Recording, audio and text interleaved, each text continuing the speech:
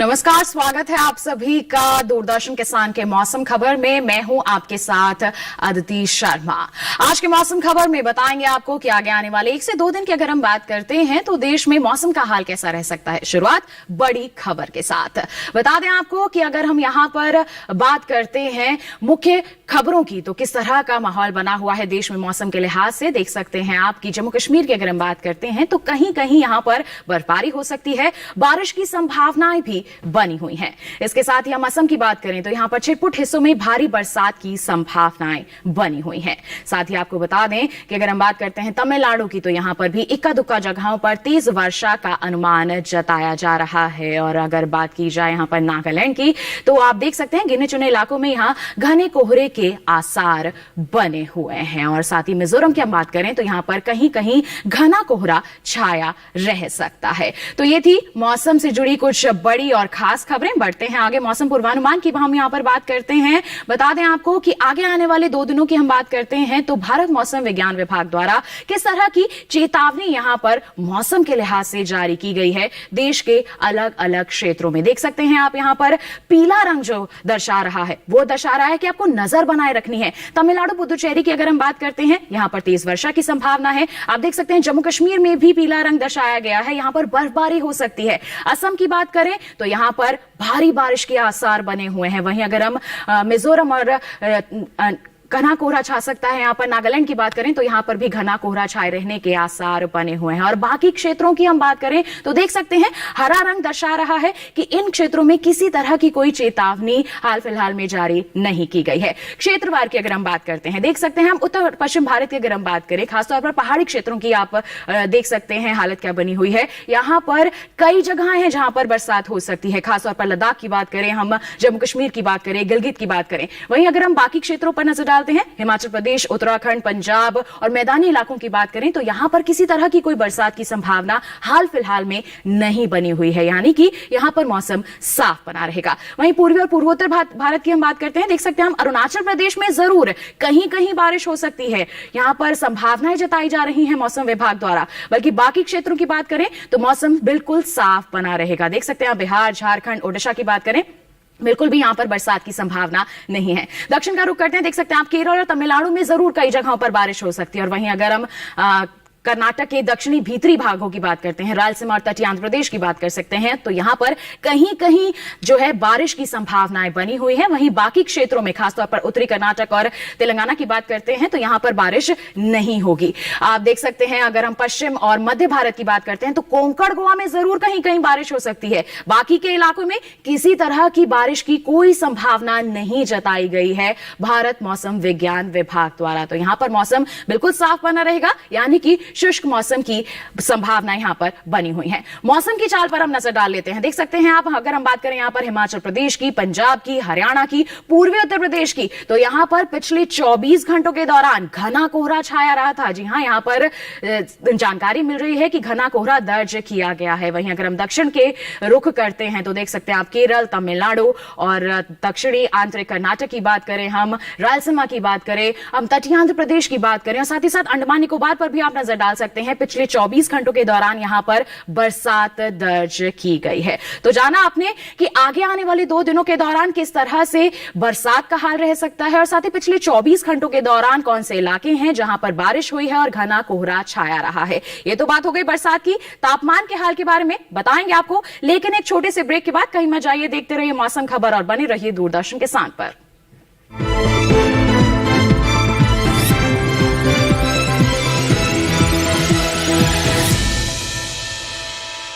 ATM transaction असफल होने पर बैंक अगर एक निर्धारित समय अवधि के अंदर आपके खाते से डेबिट हुए पैसों का रिवर्स नहीं करता है तो आपको उनसे हर्जाना मिलने का प्रावधान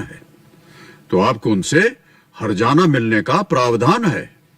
बैंक ने यदि इस तरह का मुआवजा आपको स्वतः ही नहीं दिया तो आप आरबीआई के लोकपाल को complaint management system CMS portal पर जाकर के शिकायत कर सकते हैं। आरबीआई कहता है जानकार बनिए, सतर्क रहिए।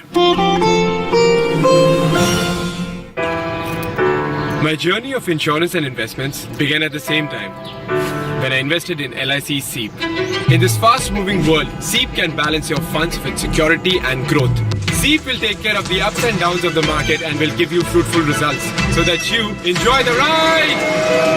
And when SEEP is with you, you can soar high.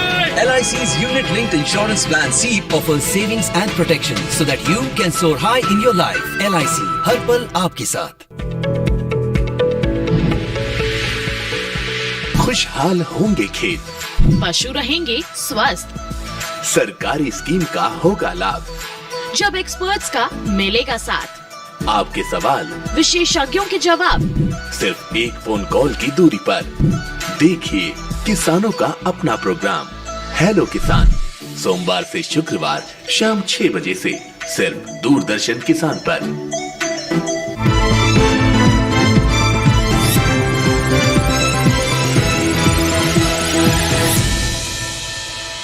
Break के बाद दूरदर्शन किसान के मौसम खबर में आप सभी का फिर से स्वागत है। बरसात के हाल के बारे में तो आपने जान लिया, अब बारी आती है तापमान पर नजर डालने की। तो आपको जानकारी दे देते हैं कि पिछले 24 घंटों की अगर हम बात करते हैं तो न्यूनतम तापमान का जो हाल है वो देश के अलग अलग इलाकों में किस तरह से दर्ज किया गया है। देख सकते हैं हम ओडिशा की अगर हम बात करते हैं तो यहां पर न्यूनतम तापमान सामान्य के मुकाबले 3 से 5 डिग्री तक ज्यादा दर्ज किया गया है। इसके साथ ही अगर हम यहां पर बात करते हैं, देख सकते हैं आप तेलंगाना और तटीय आंध्र प्रदेश की, तो यहां पर भी तापमान 3 से 5 डिग्री तक ज्यादा ही दर्ज किया गया है। जी हां, न्यूनतम तापमान की स्थिति इस प्रकार बनी हुई है। वहीं अगर हम बढ़ते हैं आगे, बात करते हैं गुजरात की, मध्य महाराष्ट्र की, तो यहां पर भी आप देख सकते हैं परिस्थितियां ऐसी ही बनी हुई हैं। 3 से 5 डिग्री तक की बढ़ोतरी यहां पर सामान्य के मुकाबले न्यूनतम तापमान में देखने को मिली है। और वहीं अगर हम यहां पर बात करते हैं पंजाब की, तो देख सकते हैं 1 से 3 डिग्री तक ज्यादा न्यूनतम तापमान यहां पर दर्ज किया गया है सामान्य के मुकाबले। और वहीं अगर हम बात करें मराठवाड़ा की, कोंकण, गोवा की, तो यहां पर भी आप देख सकते हैं ऐसी ही परिस्थिति है। 1 से 3 डिग्री तक ज्यादा न्यूनतम तापमान यहां सामान्य के मुकाबले पिछले 24 घंटों के दौरान दर्ज किया गया है। और इसी बीच हम बता दें आपको तमिलनाडु का हाल, तो यहां पर भी 1 से 3 डिग्री तक जो न्यूनतम तापमान है सामान्य के मुकाबले ज्यादा रहा है। और वहीं अगर हम मैदानी क्षेत्रों की बात करते हैं, देख सकते हैं आप हरियाणा के हिसार में सबसे कम तापमान रहा है, 4.2 डिग्री सेल्सियस यहां पर न्यूनतम तापमान दर्ज किया गया है। अब बात अधिकतम तापमान के हाल की, बता दें आपको असम की बात करें, कांगे पश्चिम बंगाल की बात करें, तो यहां पर अधिकतम तापमान जो है 1 से 3 डिग्री तक सामान्य के मुकाबले ज्यादा दर्ज किया गया है पिछले 24 घंटों के दौरान। वहीं अगर हम बात करते हैं यहां पर देख सकते हैं आप तटीय कर्नाटक की, तो 1 से 3 डिग्री तक की बढ़ोतरी रही है यहां पर अधिकतम तापमान में सामान्य के मुकाबले। वहीं अगर हम बढ़ते हैं आगे, बात करते हैं कच्छ की, सौराष्ट्र की, विदर्भ की, तो यहां पर भी देख सकते हैं परिस्थितियां ऐसी ही बनी हुई हैं। 1 से 3 डिग्री तक ज्यादा रहा है अधिकतम तापमान। वहीं हम बात करें पूर्वी मध्य प्रदेश की, तो देख सकते हैं 3 से 5 डिग्री तक की कमी रही है। जी हां, यहां पर अधिकतम तापमान में गिरावट दर्ज की गई है। साथ ही अगर हम बात करते हैं बिहार की, तो देख सकते हैं आप 1 से 3 डिग्री तक की कमी रही है यहां पर अधिकतम तापमान में सामान्य के मुकाबले। और वहीं हम देखते हैं पूर्वी राजस्थान का हाल, तो यहां पर भी 1 से 3 डिग्री तक जो अधिकतम तापमान है वो कम ही दर्ज किया गया है। और हम बता दें आपको कि अगर हम देश में बात करें सबसे ज्यादा तापमान कहां रहा है, तो ये रहा है केरल के कन्नूर में। जी हां, 35.9 डिग्री सेल्सियस यहां पर दर्ज किया गया है। तो अभी आपने जाना पिछले 24 घंटों के दौरान देश के अलग अलग क्षेत्रों में अधिकतम और न्यूनतम तापमान का हाल किस प्रकार रहा। इसी के साथ बढ़ते हैं आगे और देश के मुख्य शहरों में तापमान का कैसा है हाल, आइए नजर डालते हैं।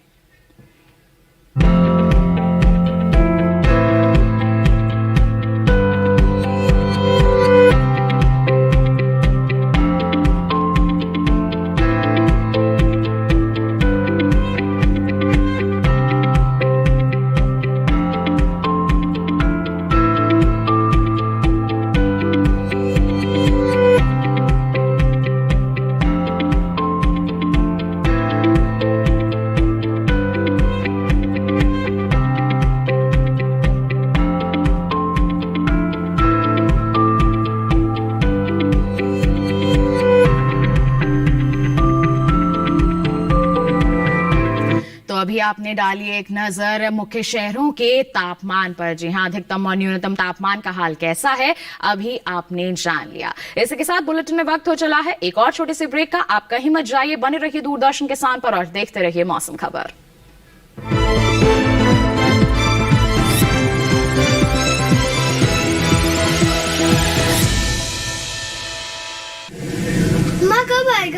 अभी आएगा। अरे बोलो ना माँ, कब आएगा? बोला ना अभी आ जाएगा। ये ले, आ गया कुआं। अरे कुआं नहीं माँ, हमारे घर नल से जल कब आएगा? नल से अरे गुड्डी, बहुत जल्दी आएगा पानी। जल जीवन मिशन आ चुका है। हम 1 कदम उठाएंगे तो सरकार 10 कदम उठाएगी। सच? तुम्हारे मुंह में घी शक्कर। घी शक्कर नहीं माँ, स्वच्छ जल। 2024 तक देश के सभी 19 करोड़ घरों में पहुंचेगा पीने का साफ पानी। अब होगा हर घर जल। जल जीवन मिशन, जल शक्ति मंत्रालय, भारत सरकार।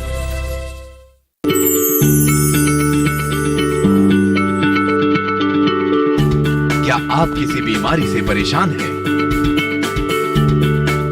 चाहते हैं डॉक्टर की सलाह? तो हम हैं आपके साथ, बताएंगे आपको जीने की राह। समस्याएं आपकी, समाधान देश के मशहूर विशेषज्ञों के। घर बैठे बात करें देश के जाने माने डॉक्टरों से।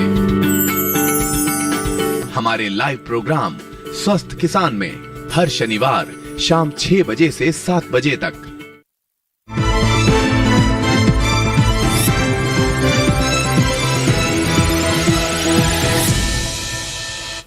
ब्रेक के बाद दूरदर्शन किसान के मौसम खबर में आप सभी का फिर से स्वागत है।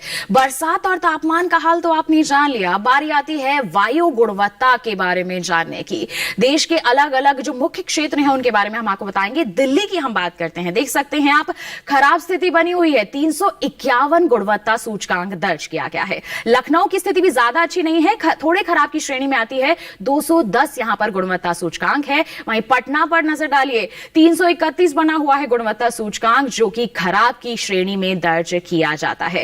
बेंगलुरु की बात करें तो यहां पर बहुत अच्छी स्थिति बनी हुई है। 48 गुणवत्ता सूचकांक दर्ज किया गया है। देख सकते हैं पुणे की हालत, तो यहां पर 167 गुणवत्ता सूचकांक है, जो कि संतोषजनक की श्रेणी में यहां पर दर्ज किया जाता है। जी हां, इसके साथ हम बात करेंगे हैदराबाद की, तो देख सकते हैं 123 यहां पर गुणवत्ता सूचकांक है, जो कि संतोषजनक की श्रेणी में यहां दर्ज किया जा रहा है। कोलकाता पर नजर डालते हैं तो देख सकते हैं 234 गुणवत्ता सूचकांक है, जो कि थोड़े खराब की श्रेणी में यहां दर्ज किया जा रहा है। वहीं मुंबई की बात करें, 179 है गुणवत्ता सूचकांक, जो कि संतोषजनक की श्रेणी में दर्ज किया जा रहा है। पर्यटन पूर्वानुमान पर अब नजर डाल लेते हैं। कहीं घूमने की आप अगर प्लानिंग कर रहे हैं, योजना बना रहे हैं, तो कैसा रहेगा मौसम का हाल, जानना बहुत जरूरी है। आंध्र प्रदेश के अमरावती की बात करें तो देख सकते हैं मंगलवार और बुधवार को यहां पर बारिश हो सकती है, गरज के साथ बादल बरस सकते हैं, लेकिन गुरुवार और शुक्रवार को बादल जरूर छाए रहेंगे, लेकिन यहां पर बरसात की किसी तरह की कोई संभावना नहीं है। तापमान पर भी आप देख सकते हैं 33 से 32 के बीच में रहेगा अधिकतम तापमान, और वहीं न्यूनतम तापमान की बात करें तो 1 डिग्री की जरूर यहां पर गिरावट देखने को मिल सकती है। 23 से 22 डिग्री सेल्सियस पहुंच सकता है न्यूनतम तापमान आगे आने वाले 4 दिनों की अगर हम बात करते हैं तो। बढ़ते हैं आगे, अरुणाचल प्रदेश का अगर आप रुख करना चाह रहे हैं, यहां के तवांग को आप देखना चाहते हैं, घूमना चाहते हैं, तो यहां पर तापमान आप देख सकते हैं 9 से 8 डिग्री बना रहेगा अधिकतम तापमान, और अगर हम न्यूनतम तापमान की बात करें तो -1 -2 बना हुआ है। और साथ ही यहां पर चेतावनी जारी की गई है कि भारी बारिश हो सकती है और कहीं कहीं बर्फबारी के आसार भी बने हुए हैं। तो अगर आप यहां पर जाने की योजना बना रहे हैं तो इसी के अनुसार आप तैयारियां जरूर कीजिए। बर्फबारी की संभावनाएं हैं तो इसके लिए आपको पहले से ही तैयार होना पड़ेगा। तवांग आप निश्चित तौर पर रुख कर सकते हैं। बढ़ते हैं आगे, गुजरात की बात करते हैं। गुजरात के खास तौर पर पोरबंदर की हम बात करते हैं। देख सकते हैं मौसम बिल्कुल साफ बना रहेगा, ना तो बादल छाए रहने की संभावना है, ना ही यहां पर बादल बरसने के कोई आसार हैं। तापमान में यहां पर जरूर थोड़ी सी गिरावट है। देख सकते हैं आप कि अधिकतम तापमान की बात करें तो 32 से 28 पहुंच सकता है अगले 4 दिनों के दौरान। वहीं न्यूनतम तापमान की बात करें तो 15 से 13 डिग्री सेल्सियस पहुंचने के यहां पर आसार नजर आ रहे हैं। इस तरह की संभावना यहां पर तापमान और मौसम के हाल को लेकर बनी हुई है, अगर हम मंगलवार, बुधवार, गुरुवार और शुक्रवार की बात करते हैं। इसके साथ बढ़ते हैं आगे, बताते हैं आपको हरियाणा के कुरुक्षेत्र का हाल। जी हां, कुरुक्षेत्र का आप रुख करना चाहते हैं तो आपको यहां पर नजर डाल लेनी चाहिए कि मौसम बिल्कुल साफ बना रहेगा, ना तो बारिश की संभावना है, ना ही यहां पर किसी तरह की कोई बादल छाए रहने के लिए कोई चेतावनी है। तो ऐसे में आप यहां का निश्चित तौर पर रुख कर सकते हैं। तापमान तापमान में भी कोई खास बदलाव नहीं होगा, 22 से 21 ही पहुंच रहा है अगले 4 दिनों के दौरान। वहीं न्यूनतम तापमान की हम बात करते हैं तो 9 से 8 के बीच में ही बना रहेगा, ज्यादा कोई बड़ा बदलाव यहां पर नहीं होगा। तो अगर आप हरियाणा के कुरुक्षेत्र का रुख करना चाह रहे हैं, किसी तरह की योजनाएं बना रहे हैं, तो आप बेझिझक जा सकते हैं। वहीं हिमाचल प्रदेश के कुल्लू की बात करें, देख सकते हैं मंगलवार को मौसम बिल्कुल साफ बना रहेगा और तापमान 19 से 3 डिग्री के बीच में ही रहेगा। अधिकतम 19 रहेगा और न्यूनतम जो है 3 डिग्री बना रहेगा। आगे 4 दिनों के दौरान भी तापमान तो ऐसा ही रहेगा, लेकिन बादल छाए रहने की जरूर यहां पर संभावनाएं जताई जा रही हैं भारत मौसम विज्ञान विभाग द्वारा। देख सकते हैं आप, बुधवार, गुरुवार और शुक्रवार को यहां पर बादल छाए रहने के आसार बने हुए हैं। तो ऐसे में आप अगर कुल्लू का रुख करना चाह रहे हैं, आप योजना बना रहे हैं, तो इस बात को ध्यान में रखते हुए ही आप बिल्कुल तैयारियां करें। जम्मू कश्मीर के श्रीनगर की बात करते हैं, देख सकते हैं न्यूनतम तापमान -1 बना हुआ है और जो अधिकतम तापमान है 7, 9, 9, 10 रह सकता है। तो इसी तरह से आपको योजना बनानी है। मंगलवार को गरज के साथ बारिश हो सकती है यहां पर। हालांकि बुधवार, गुरुवार और शुक्रवार की बात करें तो बारिश की संभावना नहीं है, लेकिन बादल जरूर छाए रहेंगे और ऐसे में आपको बिल्कुल यहां पर सावधानियां बरतनी है। इसी के अनुसार ही यहां पर तैयारियां करके आपको पहुंचना है। श्रीनगर बहुत ही बेहद खूबसूरत जगह है, आप बिल्कुल इसका रुख कर सकते हैं, लेकिन पूरी तैयारियों के साथ आप जाएंगे तो और भी ज्यादा आप यहां पर मजे कर पाएंगे। बढ़ते हैं आगे, मध्य प्रदेश के सांची का अगर हम रुख करते हैं, बात करते हैं यहां पर मंगलवार, बुधवार, गुरुवार और शुक्रवार की। देख सकते हैं पहले 3 दिन मौसम यहां पर साफ रहेगा, बादल जरूर छाए रह सकते हैं, लेकिन शुक्रवार को बिल्कुल साफ यहां पर मौसम बने रहने के आसार हैं। अधिकतम तापमान भी 1 डिग्री ही कम होगा, न्यूनतम तापमान का भी यही हाल है कि 1 डिग्री तक ही कम रह सकता है, यानी कि 13 से 12 पहुंच सकता है। तो ऐसे में आप निश्चित तौर पर मध्य प्रदेश के सांची का भी रुख कर सकते हैं। पर्यटन स्थल है, यहां पर जाएंगे तो आप इस मौसम के अनुसार ही तैयारियां करके जाएं। मिजोरम के आइजोल की बात करें, देख सकते हैं आप यहां पर मौसम बिल्कुल साफ बना रहेगा आगे आने वाले 4 दिनों के दौरान। तापमान में भी किसी तरह को कोई बड़ा बदलाव नहीं होगा, 18 से 17 पहुंच सकता है, 7 से 6 पहुंच सकता है, लेकिन बारिश की कोई संभावना नहीं है, बादल नहीं बरसेंगे। तो आप बिल्कुल आइजोल का रुख कर सकते हैं, लेकिन तैयारियों के साथ जाएं। मौसम यहां साफ बना रहेगा, आप खूब मस्ती कर सकते हैं, बिल्कुल यहां का रुख निश्चित तौर पर कर सकते हैं आगे आने वाले 4 दिनों की अगर हम बात करते हैं तो इस तरह से आप मिजोरम के आइजोल का भी रुख कर सकते हैं। आपको मौसम का हाल हमने बता दिया है। उत्तर प्रदेश के वाराणसी की अगर हम बात करते हैं, बहुत बड़ा यहां पर कार्यक्रम भी आयोजित किया गया है, रोका बेझिझक यहां पर कर सकते हैं। देख सकते हैं मंगलवार और बुधवार, शुक्रवार की बात करें, बादल जरूर छाए रह सकते हैं, लेकिन शुक्रवार को यहां पर देख सकते हैं आप बारिश की संभावनाएं बनी हुई हैं। जी हां, बारिश हो सकती है यहां पर, तो इस तरह से आप तैयारियां करके जाइए। 24 से 25 के बीच में रह सकता है अधिकतम तापमान और न्यूनतम तापमान की बात करें तो 9 से 11 डिग्री तक यहां पर थोड़ी बढ़ोतरी की ही संभावनाएं बनी हुई हैं। तो इस तरह से आप योजनागत तरीके से अगर वाराणसी का रुख करेंगे तो बेझिझक आप बिल्कुल अच्छे से वहां पर घूम सकेंगे और अपने सफर का मजा भी जरूर ले पाएंगे। तो पर्यटन पूर्वानुमान तो आपने जान लिया, तापमान का हाल आपने जान लिया, वायु गुणवत्ता आपने जान ली। इसी के साथ बढ़ते हैं आगे, अब खेती किसानी की थोड़ी बात कर लेते हैं। खेती किसानी को लेकर के इस मौसम में किस तरह के आप कार्य कर सकते हैं, कौन कौन से प्रबंधन कार्य करना आपके लिए सही रहेगा, जानने के लिए आइए नजर डालें इस खास रिपोर्ट पर।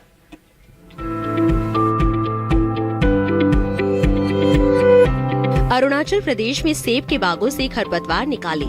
किसान अदरक की खुदाई कर सकते हैं। अदरक के खेत में पर्याप्त नमी बनाए रखे। यही मटर के खेत में निराई करते रहे। मटर के खेत में सिंचाई करने का भी सही समय है। साथ ही ब्रोकली के खेत में सिंचाई कर ले। इस समय ब्रोकली में कीट लगने की संभावना बनी हुई है। ऐसे में ब्रोकली में कीटों से बचाव के लिए कृषि विशेषज्ञों की सलाह से कीटनाशक का छिड़काव कर ले। अभी सरसों के खेत की देखभाल करें।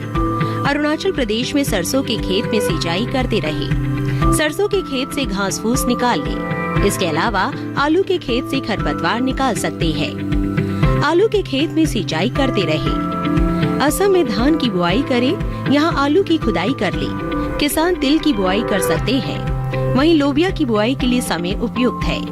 लोबिया के खेत में निराई भी करें। साथ ही कपास की बुआई करते रहे। इसके अलावा मटर बोए।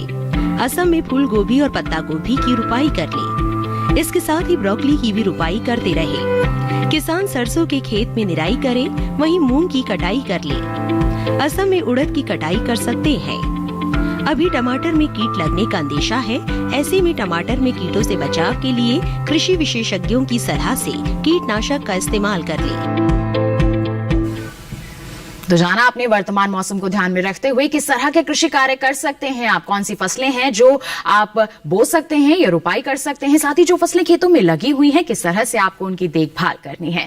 आइए बढ़ते हैं आगे, बात करते हैं बुलेटिन में पालक की खेती के बारे में। ये समय पालक की खेती के लिए बिल्कुल सही चल रहा है, लगा सकते हैं आप पालक, लेकिन जरूरत है आपको जानने की कि किस तरह से आपको बुआई करनी है, किस तरह से आपको प्रबंधन कार्य करने हैं ताकि आगे चलकर अच्छी उपज आप हासिल कर सकें। किस तरह से करें आप पालक की खेती, आइए जाने।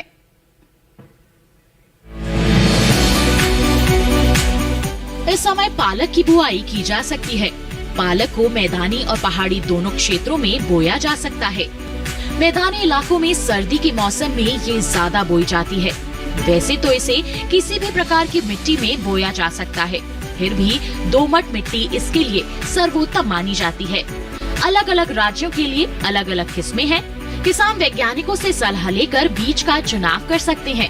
अच्छी नमी से बुआई करने पर तुरंत सिंचाई की जरूरत नहीं पड़ती, फिर भी बुआई के 8 से 10 दिन बाद सिंचाई करना आवश्यक है। इसके बाद 10 से 15 दिन के अंतराल पर सिंचाई करते रहें। पत्तियों की हर कटाई के बाद सिंचाई करना ना भूलें। खरपतवार नियंत्रण के लिए बोने के 15 से 20 दिन बाद पहली निराई गुड़ाई कर दें। पालक के लिए 2 से 3 बार निराई गुड़ाई करनी चाहिए।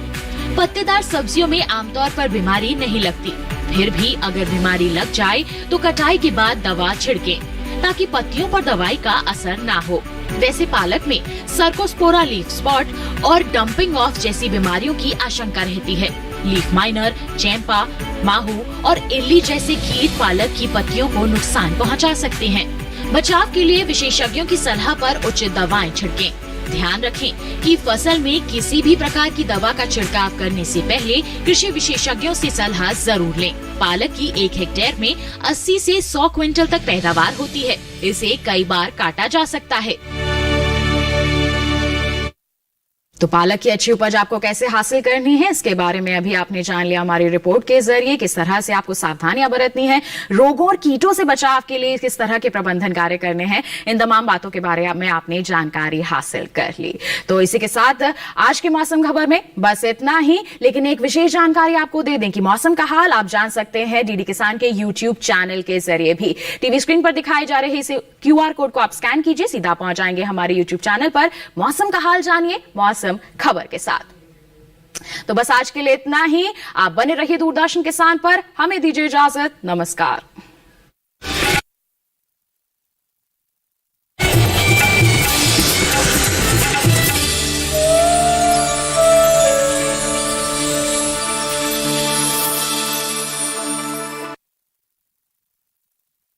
मुख्तलिफ बीमारियों के बारे में आपके हर सवाल का जवाब देंगे हमारे माहिर डॉक्टर।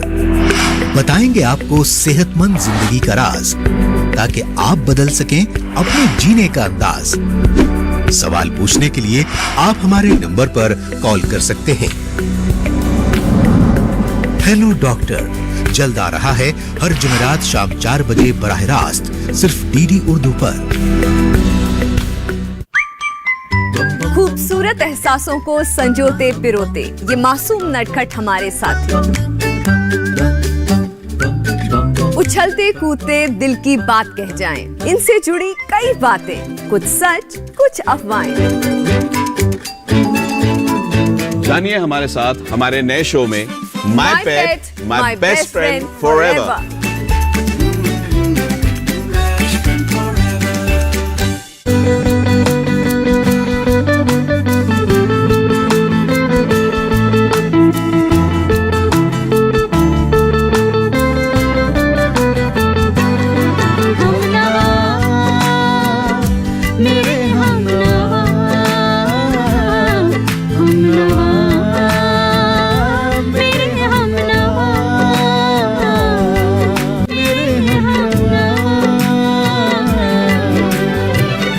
बारिश का हो अनुमान या हो घटता बढ़ता तापमान, पर्यटन स्थलों पर मौसम की हो चाल, या देश में हो हवा की गुणवत्ता का हाल, मौसम की हर खबर मौसम खबर 6 दिसंबर से बिल्कुल नए रूप में हर शाम 7:30 पर सिर्फ दूरदर्शन किसान पर। शोक दुख निवारिणि हे सर्वमंगलकारिणि हे चंड मुंड विदारिणि तू शुभ निशुभ संहारिणि हे महिष दानव मर्दिनि काली है तू ही कपालिनि हे मातु सृष्टि से जन करे तू ही दानवों का दलन करे दुर्गा तू ही लक्ष्मी तू ही सरस्वती का स्वरूप है कण कण में तू ही समाई है तू ही छाव है तू ही धूप है हे सर्वशक्ति नमस्तुते तू ही योग भक्ति नमस्तुते नमस्तुते नमस्तुते नमस्तुते नमस्तुते। उन गहरे गलियारों में कोई राज छुपा है।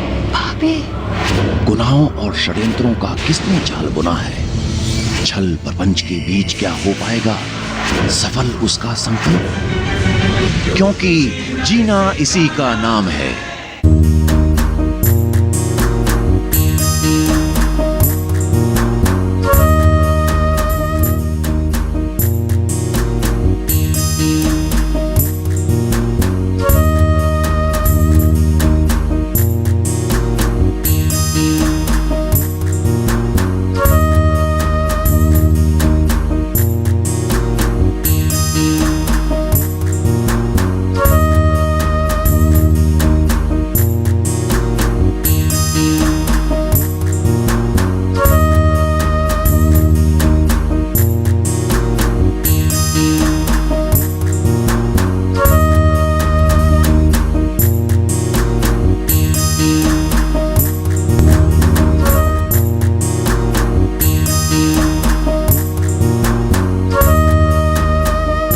भारतीय खेती में तिलहन का मुख्य स्थान है।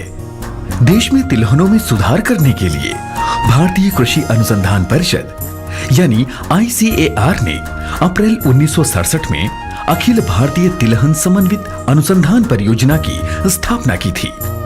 5वीं पंचवर्षीय योजना में तिलहनों विशेष रूप से राई सरसों पर अनुसंधान कार्यक्रम को और भी सुदृढ़ बनाया गया। 28 जनवरी 1981 को हरियाणा कृषि विश्वविद्यालय हिसार में राई सरसों के लिए प्रथम परियोजना समन्वय इकाई की स्थापना की गई। 7वीं योजना के दौरान भारतीय कृषि अनुसंधान परिषद ने 1990 में गठित समिति की सिफारिश के आधार पर राज्य कृषि विभाग राजस्थान सरकार के अनुकूलन परीक्षण केंद्र सेवर भरतपुर में राई सरसों पर आधारभूत रणनीतिक और अनुप्रयुक्त अनुसंधान संचालित करने के लिए भारतीय कृषि अनुसंधान परिषद ने 20 अक्टूबर 1993 को राष्ट्रीय सरसों अनुसंधान केंद्र की स्थापना की। फरवरी 2009 को इस केंद्र को सरसों अनुसंधान निदेशालय के रूप में विकसित किया गया।